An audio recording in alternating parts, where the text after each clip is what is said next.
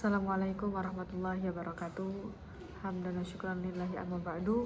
Yang terhormat Al-Ustaz Miskimuddin MAG selaku dosen pengampu mata kuliah hermeneutik, saya ucapkan terima kasih banyak kepada Ustadz yang telah membimbing saya dan teman-teman sampai berada pada titik ini.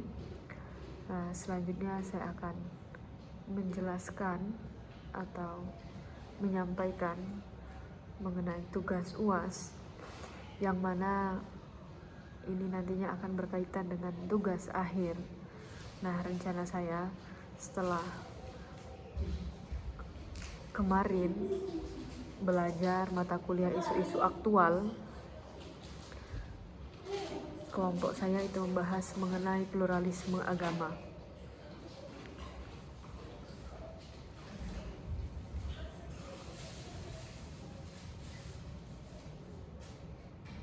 Jadi,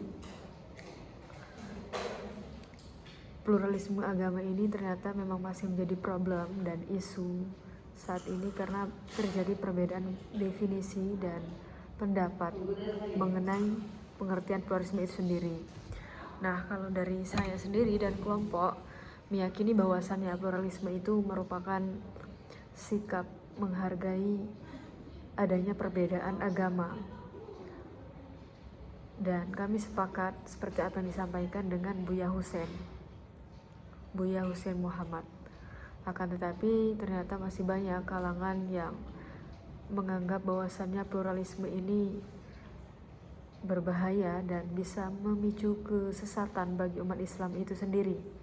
Terutama fatwa MUI yang menyatakan bahwasannya meyakini bahwasannya definisi pluralisme agama itu adalah meyakini semua agama itu sama dan jalan yang benar.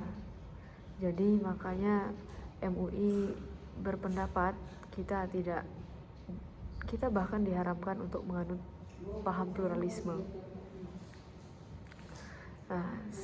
Sedangkan kita ketahui bersama bahwasannya Indonesia adalah sebuah bangsa dengan komposisi etnis yang sangat beragam, mengenai ras, agama, aliran kepercayaan, bahasa, adat istiadat, kultur daerah, serta pandangan hidup.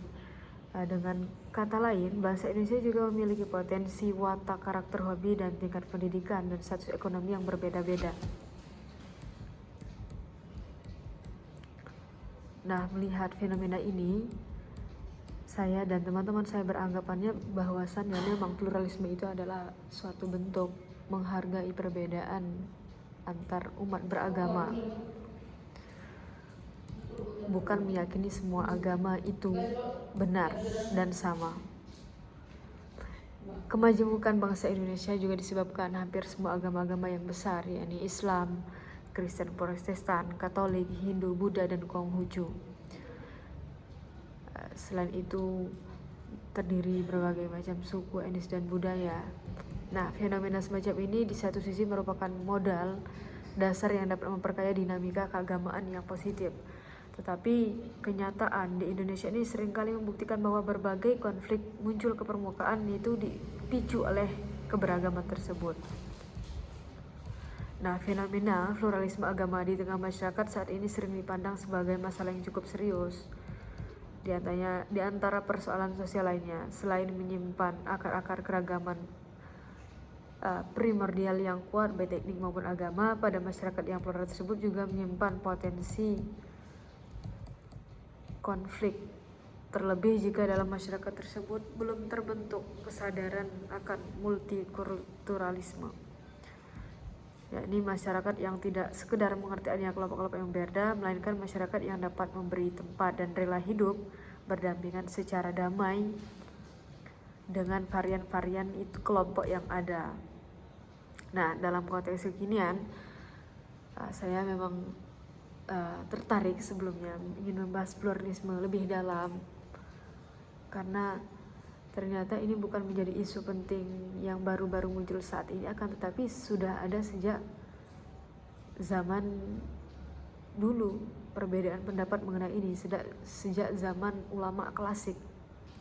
Jadi ada sebagian yang memandang bahwasannya pluralisme ini adalah paham yang memang mengakui agama itu sama dan benar, sedangkan ada juga ulama lain yang berpendapat bahwasannya ini adalah hanya bentuk kita menghargai perbedaan agama dalam kehidupan berbangsa. Nah, dalam konteks kekinian, pluralisme ini merupakan satu dari 3 bagian tipologi yang sikap keberagaman dalam perspektif teologis. Di samping eksklusivisme dan inklusivisme. Nah, seorang pemeluk agama yang bersifat eksklusif ini memandang bahwa agama yang benar dan agama yang lain adalah sesat dan salah. Nah, sedangkan penganut agama yang bersifat inklusif memandang bahwa keselamatan bukan monopoli agamanya. Penganut agama lain yang secara implisit berbuat benar menurut agamanya juga dinilai akan dapat keselamatan.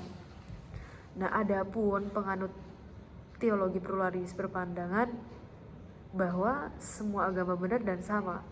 Oleh karena itu, orang yang bersifat pluralis berpandangan bahwa tidak seharusnya umat beragama bersifat eksklusif dengan serangkaian klaim kebenaran.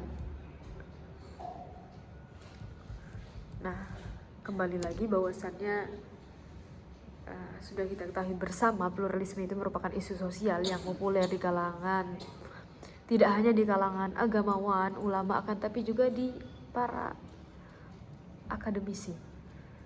Jadi sejak pluralisme dan dialog antar umat beragama dieksternalisasi oleh agama Kristen Protestan di dunia barat, sejak itu isu-isu tersebut mulai fenomenal dan menyejarah. Tidak hanya di kalangan umat Kristen saja, akan tetapi umat Islam juga di kalangan ulama-ulama Islam. Nah, pluralisme ini merupakan isu yang tentunya tidak bisa kita hindari adanya. Nah, jika kita tidak dapat menyikapi sikap pluralisme agama dengan cermat dan tepat, nah ini yang nantinya bisa akan menimbulkan problem dan konflik antar umat beragama. Tampaknya kenyataan ini telah terjadi pada agama-agama, terutama pada agama Timur. Nah, untuk mencari solusi adanya konflik antar umat beragama memang perlu adanya pendekatan yang tepat, diantaranya dengan menjalin komunikasi dan hubungan yang baik antar umat beragama, apalagi kita di Indonesia. Seperti itu. Nah,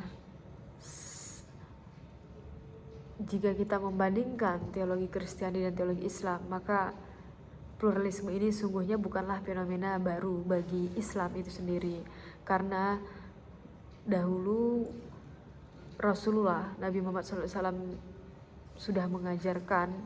Ini dapat dilihat dari posisi dan eksistensi Nabi Muhammad pada saat memimpin Madinah dan menjadi pemimpin politik pada saat itu.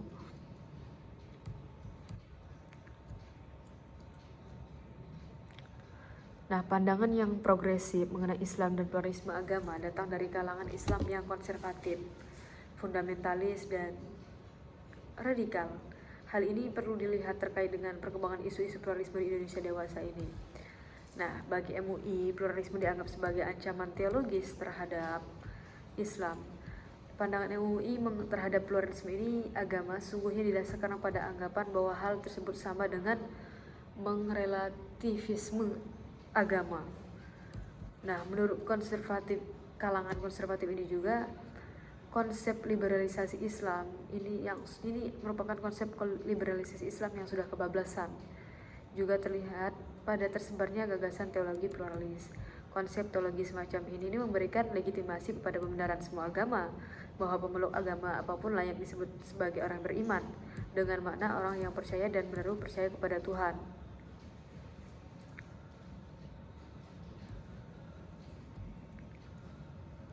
Nah, jadi itu menurut kalangan konservatif seperti MUI. Jadi memang terjadi masih nyata adanya problem perbedaan pendapat mengenai definisi pluralisme itu sendiri.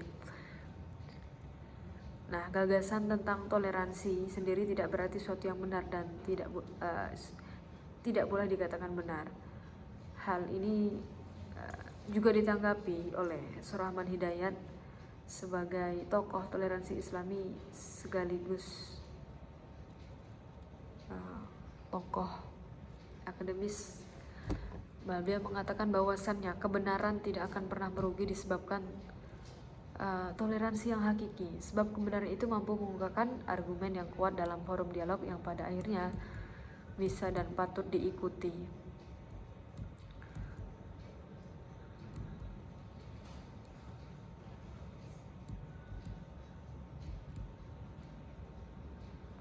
Jadi memang dari sekian banyak artikel memang yang sudah saya kumpulkan dan saya baca terkait isu pluralisme ini, pada intinya memang ini hanya terjadi perbedaan pendapat. Ada yang menganggap bahwasannya pluralisme ini adalah suatu paham yang mengatakan semua agama sama, akan tetapi ada juga sebagian, dan saya yang termasuk, menganggap bahwasannya pluralisme agama hanya merupakan bentuk menghargai dan toleransi terhadap keberadaan agama. Tetap nyata di sisi saya, inna dina indallahil Islam. Seperti itu.